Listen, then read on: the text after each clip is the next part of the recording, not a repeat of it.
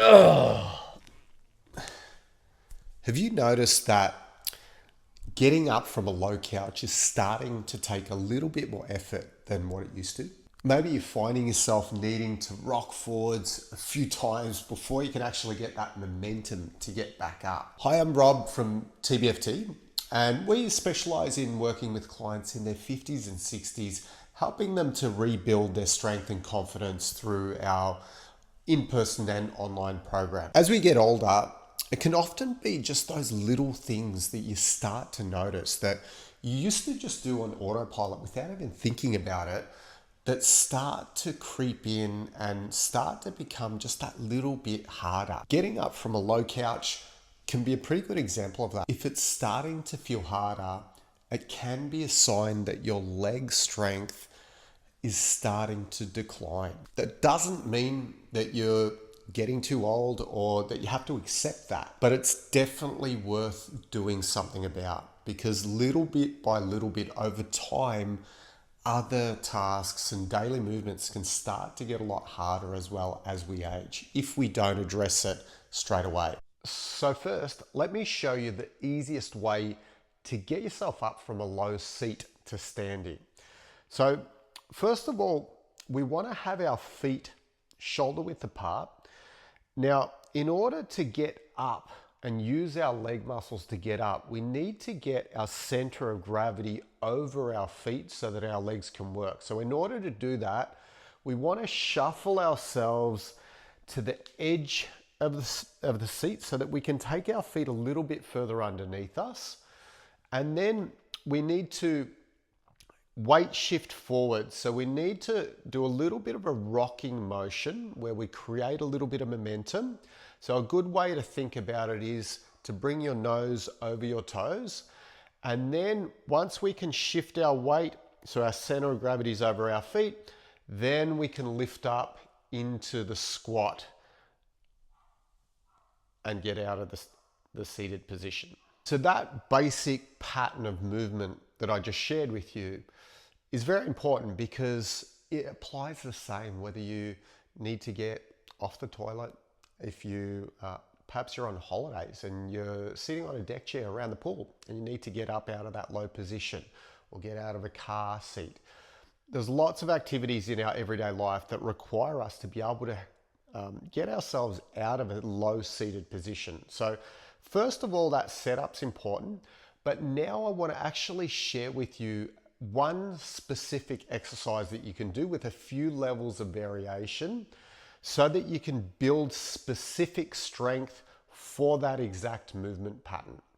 And the exercise is called a sit to stand squat. So essentially all we are doing is that same technique where we rock forwards and we squat up out of it and then back down. But what we're going to do as a progression is that for most people, when we do the squat, the top of the squat is the easier part of the range. Once we get into that lower part of the range, it's quite challenging and it requires more strength. So for most people, that top part of the range is okay, but once you get lower and lower, that's where it gets really difficult.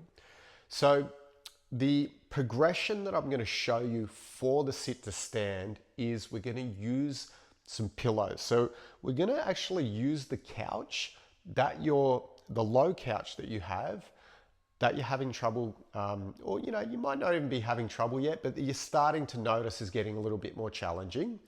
So the progression is we're going to use 2 cushions to start with.